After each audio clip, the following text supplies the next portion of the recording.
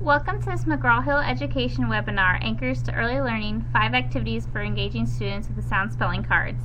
I'm Kelsey Jenkins with McGraw-Hill, and I will be the webinar moderator for today's session. Before we get started, I'd like to go over a few quick housekeeping items. This webinar is going to be presented in listen-only mode, which means you'll be able to hear the presenter, but they won't be able to hear you.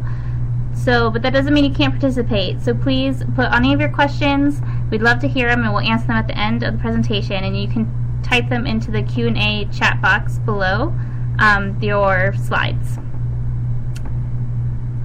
Joining us today is Jeff Omer, and he's the Senior National Literacy Curriculum Specialist with McGraw-Hill Education. In his role, he works at the school and district level to support the implementation of research-validated instructional practices to improve student achievement.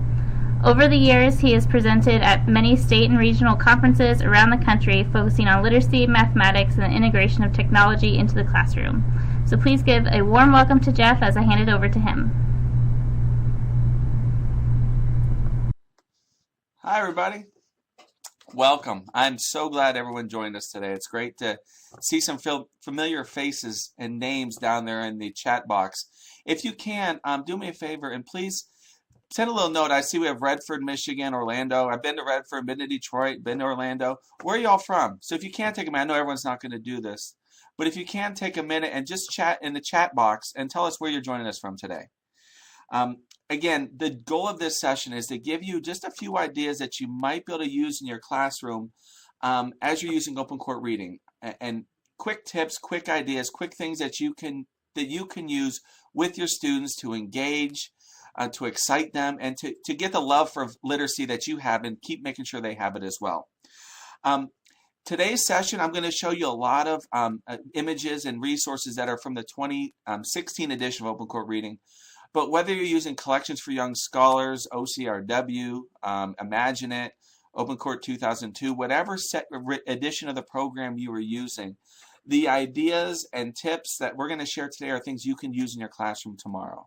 So as you're listening today, I want you to just think of one or two things that you can take from this session and use it tomorrow so you can really get the most out of it. I'm going to adjust this camera just a little bit. All right, so let's go ahead and get started. Again, as we're talking, I do want some participation. I know there's a lot of experts out there, there's a lot of new people out there. So share your ideas, share your tips, and share your questions as well. So as we're going through this session today, again, my goal is to give you some quick activities that you can use in your classroom tomorrow. So that's going to be our first goal. The second goal is I'm going to talk about ways you can engage your students in teaching and using those sound spelling cards or the alphabet sound cards. And third, we're going to talk about why they're so critical to helping your students become better encoders and decoders. So that's the goal for today. Thank you all for joining in that initial discussion. Please keep the discussion going. That's the goal of making this the most beneficial session for you all. So the first thing we're going to do is talk about those sound spelling cards. I mean, the slide says the cards. The cards have been a part of Open Court Reading since the 60s. When I was in an open court classroom years ago, I remember the cards that my teacher used to teach me how to read. And those of you that have used the program for years, you've seen how the cards have evolved and changed over the years. But the Open Court Reading alphabet sound and sound spelling cards have often been imitated and have never been duplicated. These cards are unique, powerful tools. So what I'm going to do first, before we get into the activities, I'm going to make sure we level the playing field, because I know some of you are brand new and some of you have been working with Open Court for years and years and years. But I want to make sure I give a level playing field. What do we know about the cards? What are some features of the cards? So as you're listening, you can make sure you grab onto those features. So the first thing we're going to talk about is first know that Open Court Reading, we do have two types of wall cards. We have the kindergarten alphabet sound cards, as you see here on the left-hand side of the page. And the right-hand side of the page, you see the sound spelling cards. Now, if you're using Imagine It or Open Court Reading 2002 or 2005, you actually have a third set of cards, which would be the adult-looking, photograph-looking cards. So do know whatever version of the program you're using, whatever cards you have in front of you, they're all very similar in the features and what's on those cards. So let's take a minute and let's take a closer look at those cards to see really what makes our cards special, what makes these cards unique. So the first thing, take a look. When you look at the cards, you'll notice that all the consonants are always written in black on the cards, And you'll see that all the vowels are always written in red. That's important to know when you're looking at the cards. And that's something students learn, as you know, early on in kindergarten. We learn that those alphabet cards, those sound spelling, their vowels are red, consonants are black. First thing. Second thing that's important to know about these cards is that every card has a picture or, a recognition like the long vowels, and every card has a name. So when you're working with the cards, it is so important that we have the students learn the names of the cards. Not just the S card, but we teach them early on that that's the sausage card. And that's an important feature for the students so they can make that connection with the cards. Another thing to know about the pictures, and when you look at the cards, different than many cards, there's not an English bias to these cards. The sausages sizzles wherever you are in the world. The sound is still S. So that's important too. So the cards, the pictures, there's not a bias to those either. The next thing I want you to notice about the cards is, of course, the bottom of the cards. In grades 1 and above, we actually have the spellings for the most common spellings for that sound are written on the cards. If you're in kinder, as you see in the new edition of the program, we do have the spellings for the long vowels, I blank E, and the short vowels, but not the other ones, since our focus in kindergarten is mostly on the alphabetic principle. So we want to make sure they connect that relationship between the letter and the sound in kinder. But that's just another feature of the card that you're going to want to make sure you pay close attention to.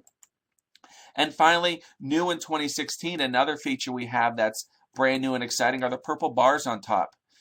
That lets you know that these sounds are transferable to other Latin-based languages like Spanish. So you'll know that if you're a student that speaks Spanish, the sound is a sound they're going to recognize because it's the same sound in their language, but the short O sound is not. So that as a teacher, you'll know that's a little different. So you're going to help your student a little bit more with that sound because it's new to them. So that's just a quick feature of the cards. Also know, of course, if you're working with upper grade students, do know that first grade and above, we do have extra cards there as well. We have the consonant digraphs, R control, diphthongs. Those are there as well. Notice the blue on the bottom. Just important features to know. Also make sure as you're looking at the cards, if these are new to you, remember that green box on the chipmunk there on the left lets students know that a short vowel precedes the TCH spelling. So again, some quick things, some quick features about the cards. So we're sure that we're all talking the same language as we dig into some of these wonderful activities we're going to share with you. But the question comes up is, okay, you have these cards. They're real nice, but why do we really have them? What's the point? Is it a decoration? Because I have cards I bought at the store that are just fine.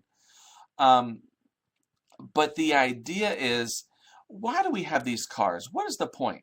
Well, let's talk about this for a minute because these cards are important. And the first thing I'd like to share with you about these cards is these alphabet sound or the sound spelling cards, they are a tool for the students. And when you think of any tool that you have in your toolbox at home, a scissors, anything, if a tool is going to be effective, it has to work.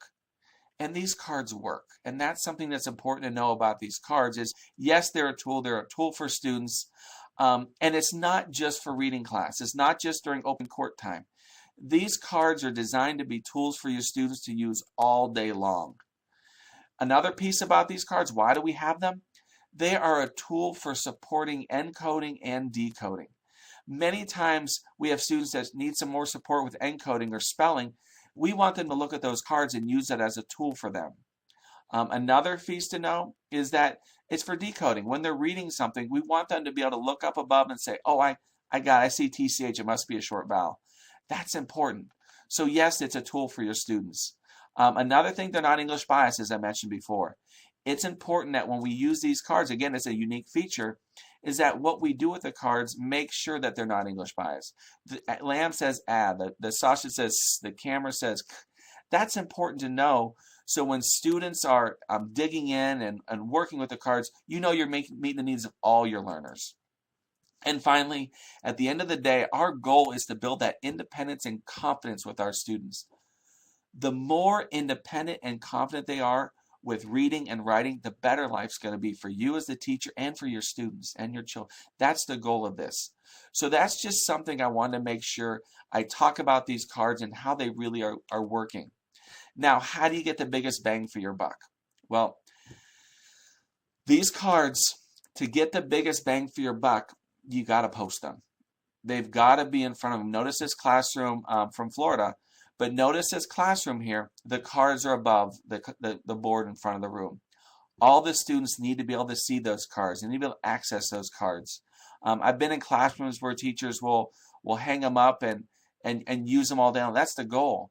If there's not enough room in the front of the room, I have seen teachers wrap them around the corner. That's fine too if that works. If you don't have enough space, wrap them around the corner. But definitely above the board is a great place for them. Be careful. I've seen some people put them a little too low, and when you do that, the challenge is the students can't see them from their seats. So a great place to put them in front of the room, post them, and of course, if you post them, you've got to use them. Use the cards all day long. The more your students see you using the cards, the better benefit they're going to see out of those cards because they're going to see it as a real tool for them. And finally, of course, refer to them. You use them, refer to them. When they ask you how to spell something, when they ask you a sound, when they ask you anything about letters or sounds, point to the cards. Whether you're in science or whether they're getting ready to go home, the cards should be your best friend in your classroom. So those are some things to think about, some things to focus on when we're just thinking about those alphabet sound cards and the sound spelling cards. Like I said, it's important to keep that in mind because we want to make sure we engage, we captivate our students every step of the way as we're moving through the day. So, what you've all been here for, what you all signed up for today, are what are some things we can use these cards for to really engage our students? Because we know these cards are part of the program. When you look in your foundational skills kit or your phonics kit from the other editions, you know you've got these cards in your kits. Many of you are familiar, of course, having these nice big wall cards you have. Wall cards hung up on the board, definitely where students can see them. But you also, whatever edition you have, you've got 4 sets of these individual cards as well for you. These individual cards are a cool tool that you want to make sure your students are using every day. In many classrooms we visit, these cards, these little individual ones, are still shrunk wrap after a year or 2. This is something you want to make sure you use every day with your students. Now we're going to talk about these for in a few minutes. And the third, if you're using Open Court 2016, we have a new set of cards, which are small group sound spelling cards or alphabet sound cards. So 3 different sizes, many different uses. Let me go back to these small ones for a second. When you look at these individual cards, one thing I suggest doing, and we've mentioned in training all the time, is of course you have a little ring here, so it's a great place to put a little ring holder in. I was in Connecticut yesterday, and the teacher walked into school, and the teachers had her cards in the rings. That means you're using them all the time. Another quick tip we always like to share with teachers is when you look at these cards, you have 4 sets of these cards. One quick tip we always tell teachers is take a second. Every set of cards gets a color. So this is one deck of cards. What you do is take a little marker. This is my black marker. You rub it on the side of the cards. Because what happens is, at the end of the day, when you're cleaning up your classroom and all your little ones have gone home, and you see a random card sitting on the floor, if you look real carefully, you'll see that that card has black on it. That means it goes to this set. If you're like me and don't do that, then you spend your whole afternoon going through 4 sets of cards and figure out who's missing what. So quick tip like that, definitely something you can use. But when we get done with this session today, I'm going to give you several activities you can use with these cards specifically that I encourage you to try tomorrow if you haven't done so already. Let's keep going. And again, if you have questions or thoughts or ideas, please put them in the chat. If you have a game you like to play, throw it in there too. That's awesome to share because that's the goal of a session like this. So let's think about these cards. One activity, a great one to do is, this one is working with your wall cards. But a quick one is just pointing the cards and saying, name the card, name the sound. Why is it good? Because it's quick recognition of the cards. It also makes sure, I'll give you a good view, making sure that we're able to name the sounds on the cards. Now, the great piece about this is your students learn the cards every day. They quickly say the name, what's the sound. I do it all the time when I visit classrooms. One thing you want to think about with doing this is when you point to the cards, I like the idea of just doing a couple cards every day. Because the one thing you want to be careful of is if you go through every single card every day, all 27 or 31 cards in kinder, all 40 cards in first grade and second grade, they become boring for your students. So I would just pick a few cards. What's the name? What's the sound? Something like that is a great way to do it. Another thing, so this is exactly what it would look like. You point to the card and you say, what's the name of the card? And they'd all say dinosaur. What's the sound? D. Real easy to do. Another example here. What's the name of the card? Vacuum. What's the sound? V. A key thing to remember when you're doing this activity, though, is make sure that your students are saying, what's the name of the card? Vacuum. Don't let them say V. Make sure they say vacuum, because we want them to connect vacuum with that card. So again, another quick thing you can do. Later today I'm going to talk about actions with it. You can add to this as well. But again, a quick first activity. I'm sure a lot of you have already done an activity like this. But my suggestion, and one thing that when we talk to a lot of curriculum specialists in the field, a lot of teachers, is doing this quick. Touching a couple of cards every day. Before you go to lunch, what's the card? What's the sound? A great way to engage your students, excite your students, and get them really thinking about what we're learning. So number one, name the card, name the sound. Real easy. Next one. So this, again, this will be for grades 1 through 3 possibly. But what's the spelling? So this is where you're going to dive a little deeper. So instead of just naming the card, now we're going to go a little bit deeper and talk about what's the spelling. How do you do it? This is where you can actually take the time and show your students the individual sound cards, and then you show them the card and they say, what's the sound, which is the first step, kind of what we did before. But this next layer is, how's it spelled? The key for this, when you're looking at this activity, is, again, getting the cards out. Again, this is one great way you can use them. You can do it here. You can also use your wall cards, but the nice part about this one is you can actually physically show them the cards, because once you show them this, your goal is to let them work independently and do the same thing. So if I look at this and say, okay, what's the name of the card? Lion. How's it spelled? And they would say L. The back of the card would tell them exactly how that sound is spelled. A great, easy thing to do. Now, what if a card has more than one spelling? What's the name of the card? Hen. How's it spelled? Blank, E-A, blank. There's a blank missing on my side, but blank, E-A, blank. They look on the back of the card, and they'd see actually that spelling show up for them. So there would be blank, E-A, blank. The one thing you want to remind them to do is, if I'm standing there, and if I'm holding my hen card in front of them, and I'm doing it as we speak, wherever they went, but if I hold my hen card in front of them, and if they don't know how it's spelled, where do I want them to look? If I'm in my classroom, I want them to look above me. I want them to look at those cards and say, oh, it's E or blank, E-A, blank. That's the power of these cards, is because you want them, they're going to see that that's a tool, and they want to touch that tool every day. So your second one is kind of an extension. What's the name? What's the spelling? Kindergarten, you can do a similar activity, and you just say, what's the name of the card? Hen. What's the letter? E. Or E blank, E-A, blank, because that'd be the in kindergarten. But what's the card? Lion. What's the letter? L. So if they make the connection L with the L with the line, that's a great start for you in kinder as well. So again, another awesome activity, easy for you to do. Again, once you show your students this activity, I'm telling you, they will take the cards and they will work with partners and do it all day long. My kids used to do it all the time when we had workshop, is take these cards and do this activity. So that's another one that I think is really a great one, a good activity for you to work in your students. Great way to engage them. Another activity. Now it's an extension on that last one. So this time we're reinforcing the spellings with the sounds and reinforcing the cards, of course. But instead of showing the front of the card like we did before, this time we're going to show them the back of the card. So when I do this activity, I'm showing them the back of the card, and I'm saying, okay, here's the card. What's the sound? And then we say, okay, we've got the sound. What's the name of that? Take a second. What's the benefit of that? What would you do that for? What would you use that for? How does that help your students? Because what do they see when they're reading? They're going to see spellings. And if they see a spelling and they automatically recognize CK must be a short vowel, that's huge for your students. That's a great tip for them.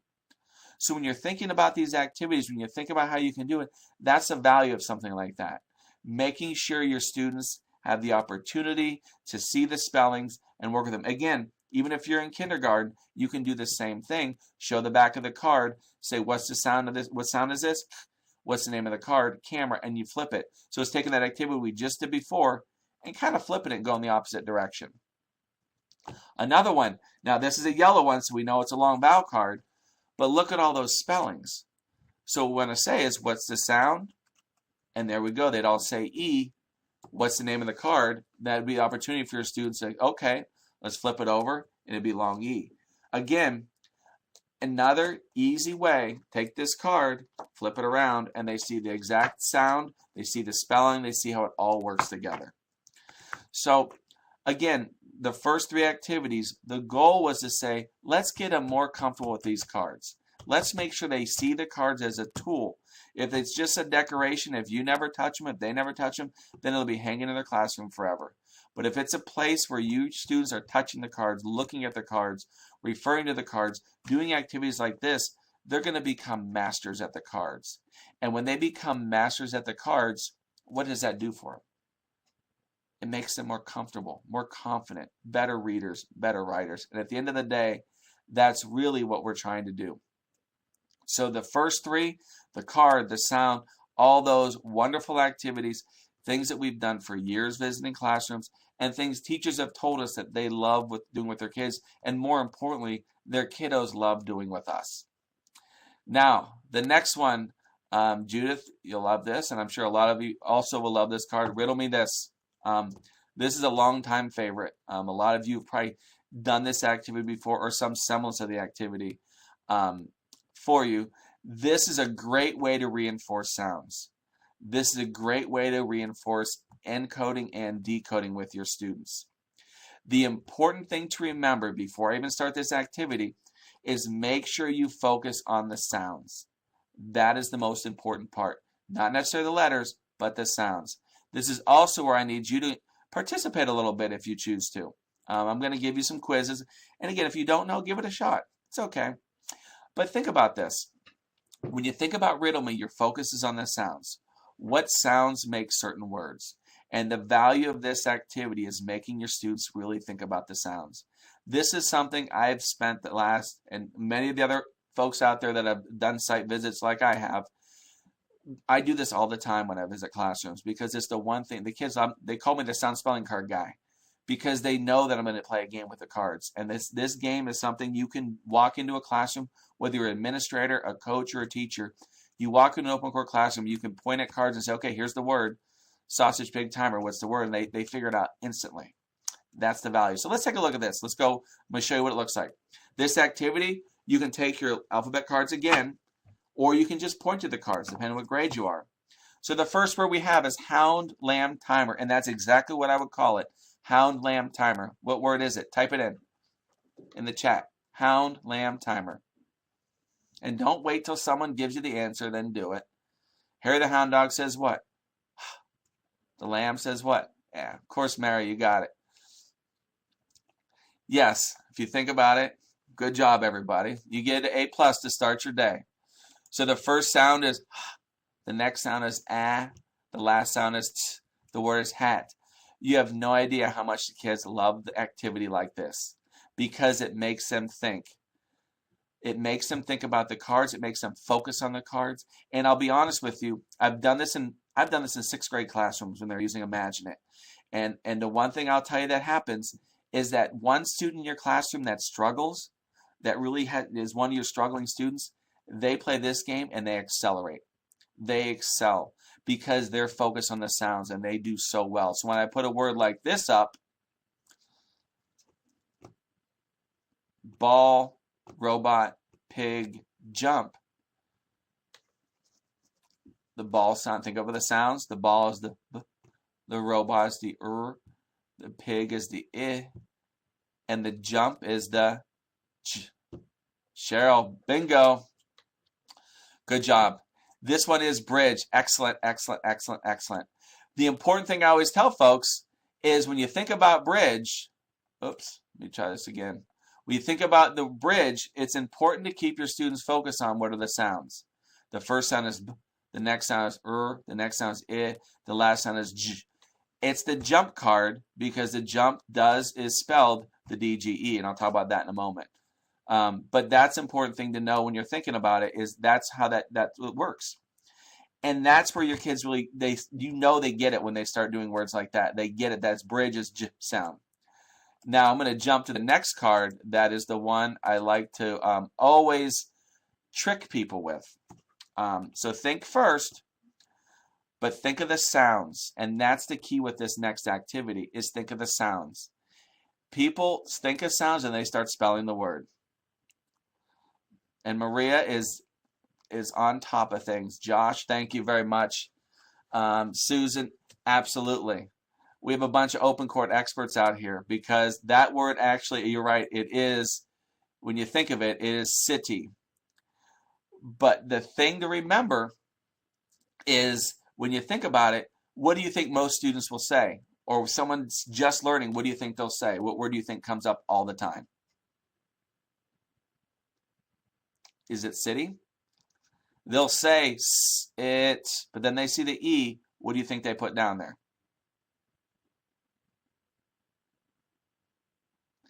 Many times they say sight. Many times they say sight. Why? Because they see the S-I-T-E and they just start spelling it. Absolutely. Absolutely, Lisa. Absolutely. They do sight all the time.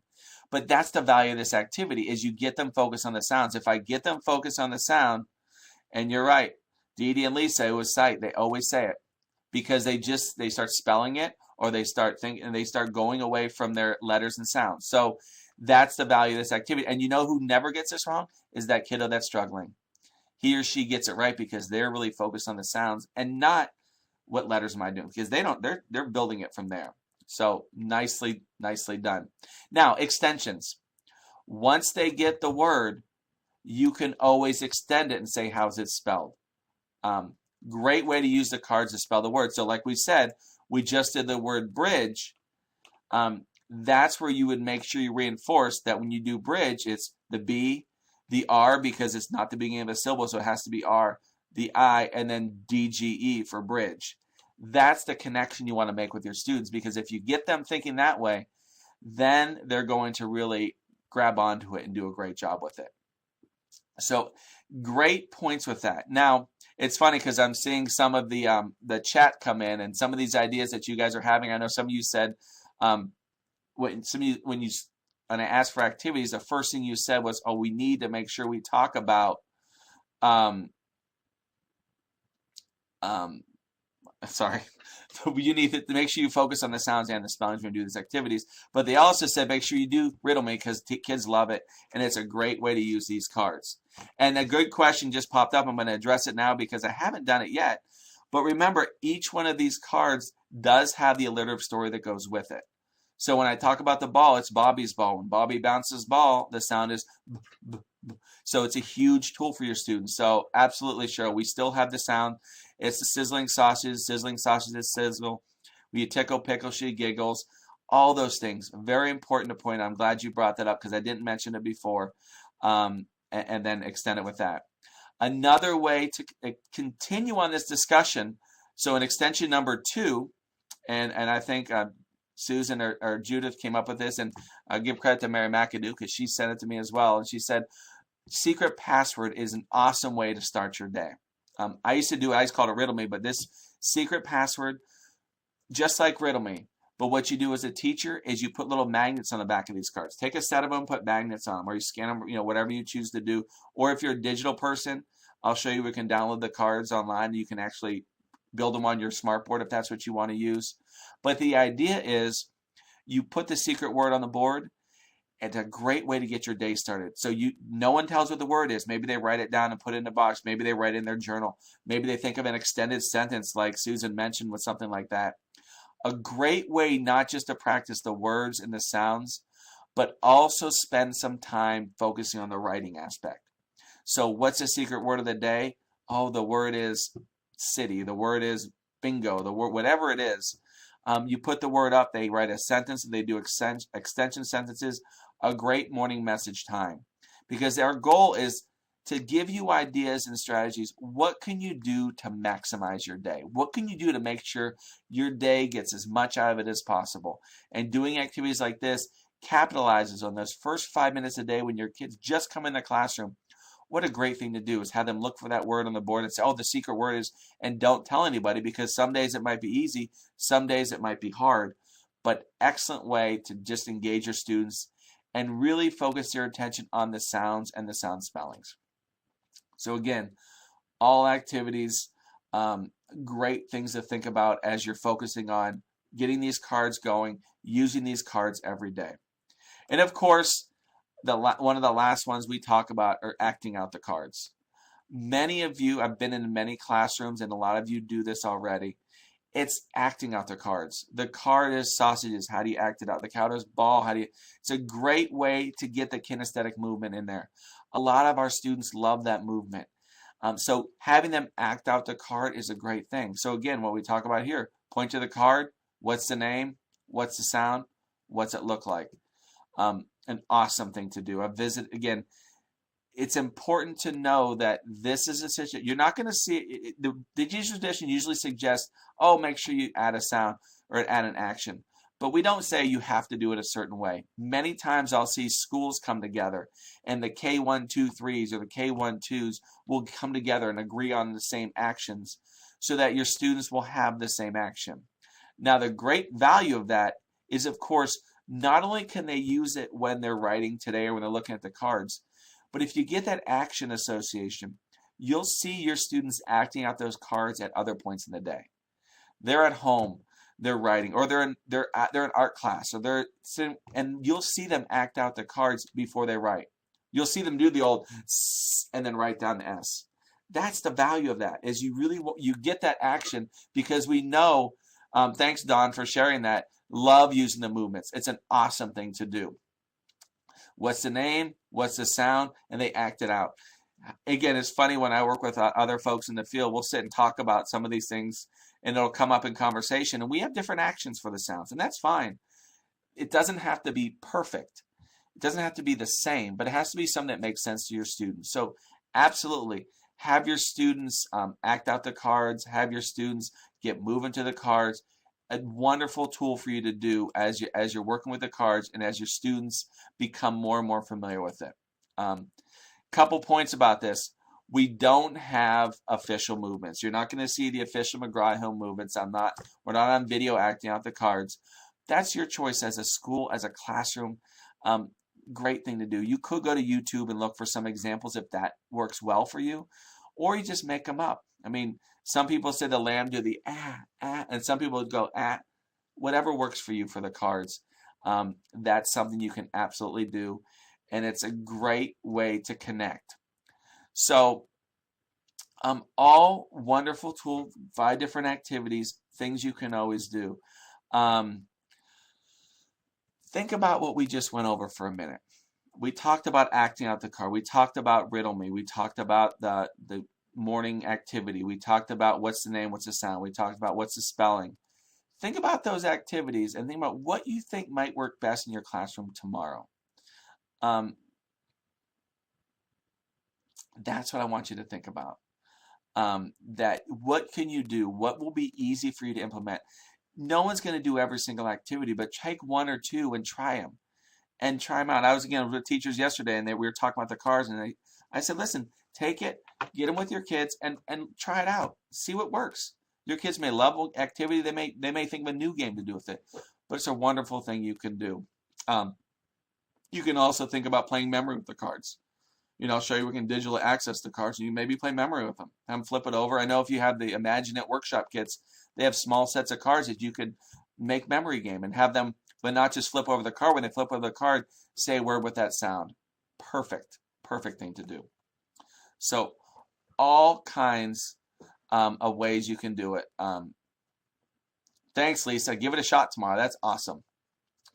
Another thing, of course, I want to share with you is that the newest cards are available digitally. I know Open Court, Imagine also have the cards available digitally. I'm going to take you in a few minutes to go online and show you where you can access all the cards digitally as well. Because I think that's another tool you can use. Even if the end you see is a little different than it was in an Imagine, as was in Open Court. But most of the cards have the same pictures. We just have a different illustration to go with it. So you can use these activities with any of your students. The important thing is these cards are a great way to let your students listen to the sounds, listen to the story again, and even see the pronunciation included. So if I'm working with my students, one of the things I would do is take the cards and let them work with partners. Sit with your partner. Access it on an iPad. Access it on an Android device. Access it on a desktop or a laptop. Listen to the story. Listen to your favorite story. With a partner, listen to your favorite stories. Listen with your family.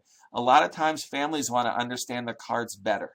And that's one thing you can think about is saying, listen, here's a place you can go, access the cards so you can better understand what's going on with the cards and how it all works together. So absolutely a great thing to do. And again, I know questions come up a couple times. Great thing to do is you're going to get a handout. You're going to get all these slides. You'll be able to use them, share them with other folks as well. But if you're current Imagine It or Open Court, if you're an Open Court 2016 user, you have access to all these digital cards now. If you're not an Open Court 2016, you're Imagine It or Open Court, or you don't use any Open Court programs, I'll show you right here. You go to connected.mcgraw-hill.com and use the username Open Court Reading and the password OCR 2016. I'm going to go there in a minute, but I just wanted to give you a chance to think about this as you're working with your students and some things you can do quickly and easy, like I said, to engage them, to focus them on really working with these cards. So let's take a minute and let's go online. I'm going to share this with you quickly. So what I want to do is I'm going to jump and do some screen sharing. Now, this is the Open Court. So I'm going to go here and show you. You go to Connect Ed, just like you see here.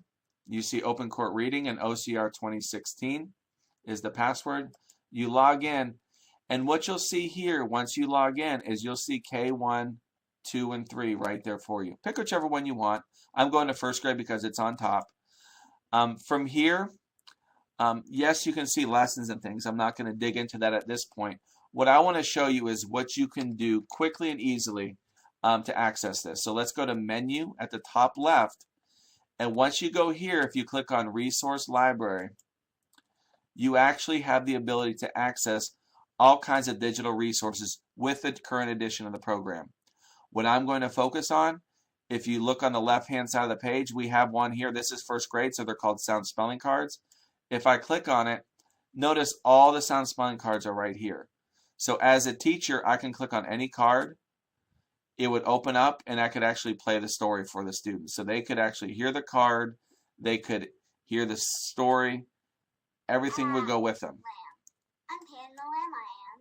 This is how I talk. So they have the story there. The spelling there is on the right. The letter, and if you look in the upper right-hand corner of the silhouette, you can actually see the pronunciation of that sound correctly. So think of the value of that for some of your students. The ones that need that extra help, the extra benefit, what a great tool for them. Another place you can go here. So you have all the sound spelling cards are here. You can also look down, if you look at, these are activities, of course, you can always use. But if you look down here, you can also see, So when you look at the sound spelling cards, at the end, you also see, when I go to page 4, you see the sound spelling cards right here. This is actually a PDF of the sound spelling cards. They're all right here for you. Every single card is here for you. So if you wanted to, notice you click on this and they're downloadable for you if that's something that you choose to do. Or if you wouldn't print very well because they're too big, but you can download them. A great thing to do working with your students. Excellent idea. And you can copy and paste some of the images and put them on some of your activities as well. Again, a great thing to think about, a great thing to do. So you have the cards. This is the teacher end. Also know that from your student perspective, when you look here, there's a teacher and a student. Log in as a student. When you go here, pick on any sample class, and the students can also click on the upper left-hand corner, and if they click on resources on the left, and this is the demo, anyone can access this tomorrow, you can have your students access all the sound spelling cards as well. So they can listen to any story they want as well. Again, great place to go, great place to access, a wonderful tool that you have working with your students really to engage them in reviewing and practicing the cards and spellings. So we're back again. with me, and I wanted to take a minute here and kind of tie things up. I know there's some questions that are out there, and I want to answer some questions as we go to. But again, my goal today was to give you just a few activities that you can use in your classroom tomorrow to engage your students with the alphabet sound or the sound spelling cards. So reviewing what we talked about already, encourage your students to own these cards. That's my suggestion. All activities can be done by your students. Your students can do any of these activities with a partner. The better engagement equals higher achievement. So if they're able to see a lot, if they're engaged with it, they're going to do better. And have fun. I mean, there's nothing your students, especially this time of year, we know it's April, we know they're getting tired. What a great way to wrap up your year, doing some of these different activities that you've always done, or some new activities that you want to do. Remind yourself what you've got in your kit. Use them, and some of these will be great things for you to do with your students tomorrow. Remember, at the end of the day, your sound spelling cards or your alphabet sound cards, they are a valuable tool for your students. Oh, Cheryl, kindergarten is listed. It's on the bottom. You have to go through 1, 2, and 3, and kinder's on the bottom because it's listed alphabetically, and G comes before K. So it is there on the bottom. So I just answered the question that Cheryl had. These cards are a tool. Get your students to use these cards. Make sure they're touching them. Make sure they're using them every day. If you have desk strips, awesome. If you don't have desk strips, make sure you're pointing to the top of the board all the time. The more you use it, the better. Regular usage is important. We want your students to access these cards, use these cards, see them as a tool every day. And make sure your students are using these cards. If they ask you a question, direct them to the card. Say, go up to the card and look for it. Go find the sausage card, see which spelling you're using. If they ask me which spelling from that sausage card, I'll help them. But I'm not going to tell them how it's spelled without them looking at the card. So definitely something you want to absolutely think about. So, questions and comments. I turn over to Kelsey. Kelsey, do we have some questions? We do. Oh, hold on one second. We're going to mute. Okay. So our first question comes from, where do you address, are you teaching the poems with the sounds? So looks like, and you showed us how we could print the cards. That was also a question that came in. So how about, can we add spellings to our sound spelling cards? Yep, because I know some people wanted to see that login information again. There's the login information. Great question. What happens sometimes is we have a card and there may be a spelling that we want to make sure our students, they've seen or they make sure they recognize. Absolutely. So sometimes what teachers will do is they'll take a simple Post-it note and write the spelling on the card, like AUGH for ah.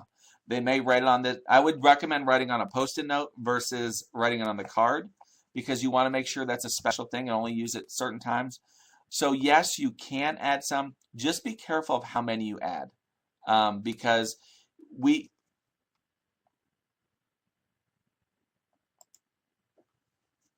make sure that you are able to make sure you have the opportunity to see and explore other sounds work. But again, be careful by adding too many more, because if you add too many, then it becomes messy. And you don't want it to become messy for your students. You want it to become a tool. If we add too many spellings, do it. Sometimes there might just be one time where a certain spelling is used. So you may not add it, then you just reference it one day, put it on a Post-it note, and kind of and let it go from there. Other questions, Kelsey?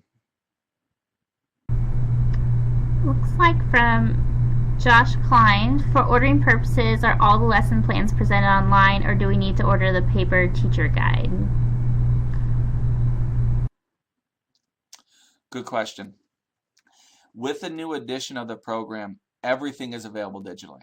So if someone wanted to not have a teacher guide, they could access it all on the website. You can access all the lessons on the website. You can even download the PDFs. I save the PDFs on my iPad so I can use that when visiting classrooms. So absolutely, yep.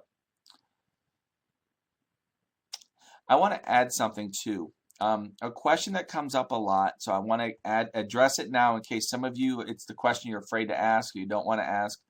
The question comes up a lot about our short vowel cards, so I want to make sure I mention it quickly.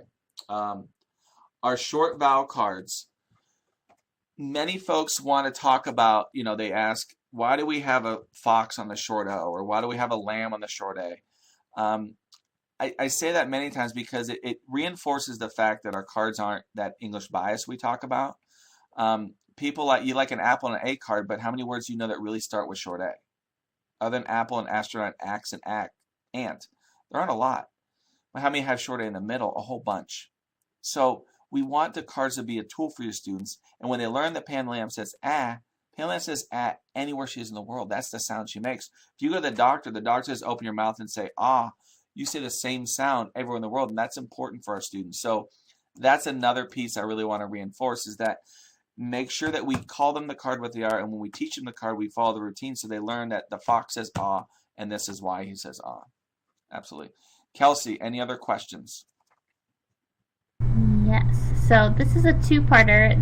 I'm combining two about the desk strips. So the first is, do you suggest the desk strips be kept from students until all sounds are taught in grade K and 1? And then also Erica wants to know where she could go to purchase the desk strips for their desks. Great questions. That's a good question about those desk strips in K and 1. I would probably hold off on... that's a good question. Judith, you got me there. With the desk strips, I would probably hold off in K1 for a little bit. I wouldn't put them there too early. After you start introducing some sounds, like once you get through over half the sounds in K1, then you can start putting them out there. The challenge is when the cards are out there, though, then the students may be making those incorrect connections with those spellings and really confuse the game. So the longer you hold off on K1, the better it is. So I say part way, but I'd really wait most of the way before we throw them out in K1. Just because we want to make sure when we teach those cards, they learn that the lamb says ah, the pig says eh, the fox, whatever the card is, the goose says ooh, so they don't make those incorrect connections. And if you went, the other part of the question was that we can order them. If you went online, you could, if you went to MH Education, MHE Online, I know it's not MHE Online anymore. But if you go to mheducation.com, there's where you can go to, if you circle Open Court Reading, Alphabet Sound Cards, that's where you can find it. Or go to mheonline.com. That's probably the best place to go, and you'll get what you need there. Sorry. Anything else? Oh, Lisa, you had the question about the demo. The demo would be, I'd have to ask Kelsey on that one, how long the demo is available, or the engineer. I think usually several months it's available, though. This would be a great thing to do with your teachers next year when the school year starts. Kelsey, I'll pass it back to you. Okay. Just to further up or follow up on Jeff's response, is that the demo is the national demo account, so you'll be able to access it. And Jeff, if you don't mind going back to your slide that has the login information, but we'll also be sending out a PDF of the presentation after it, and it'll have the login for the demo account available as well. And then other than that, I think for questions we're good. If anyone has any last minute questions, please submit them. And then I'll just turn it over to Jeff. Do you have any other closing comments you want to make before we end today? I want to wrap by thanking everybody for being here today. We have great turnout. A lot of you stuck. I know it's the end of the school year, end of the long teaching day. Many are testing season or just wrapping up. We are glad you joined us. My email is on the screen right now. If you have questions for me, anything I can do to help you, please let me know. We're here to help. We're glad you joined us. We wish you a wonderful rest of the school year. And if you have feedback on this session, did this help? If you want more, what other ideas you have, please send those to us as well, because we want to make sure next school year we do these sessions as well, but we want to make sure there are sessions that are helpful for you. And that's important to know. That's an important question. I'm sorry, reading the question that came. Is the digital version only available? You are going to have the digital versions available all with the whole program. With Imagine It, you can access the digital the resources as well, I believe. So yes, answering Cheryl's question about the digital version being available only with the demo. Digital version is available with everything, demo or non-demo. So that's all I have for today. I'm going to pass it to Kelsey to wrap it up. But again, questions, comments, feedback, please let us know. We want to make sure this is helpful for you. So Kelsey? Great. Great, so thanks for attending the webinar today. We had really great participation, and we really appreciate it. We're going to be sending up a follow-up email, like we said, with a link to the webinar recording as well as the PDF of the presentation. So, and if we didn't get to your question today, you're more than welcome to follow up with us. Jeff gave his email, and thanks again, and I hope that you enjoy the rest of your day.